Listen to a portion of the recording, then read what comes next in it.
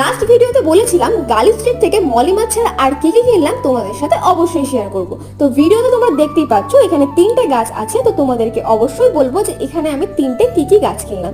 So hello everyone, আমি অন্বেষা চলে এসেছি আবারও একটা নতুন ভিডিও নিয়ে। প্রথমেই হাতে যে গাছটা দেখতে পাচ্ছ এটা হচ্ছে কয়েন প্ল্যান্ট।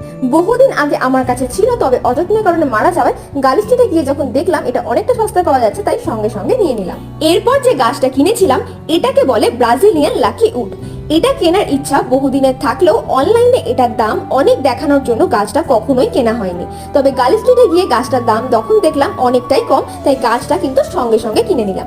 আর এইখানে গাছটার গুড়িটাও কিন্তু অনেকটাই মোটা ছিল। এরপর কিনেছিলাম একটা 3 লেয়ারের লাকি বাম্বু। আর এখানে কিন্তু গাছটা আমাকে অদ্ভুত টাইপের একটা জেলের মধ্যে দিয়েছিল আর বলেছিল গাছটা যেন আমি ওই জেলটার মধ্যেই রাখি। তাই গাছগুলোকে আমি কিভাবে রাখলাম না রাখলাম সেটা দেখার জন্য চ্যানেলটাকে অবশ্যই সাবস্ক্রাইব করে রেখো। চলো আজকের মতো টাটা।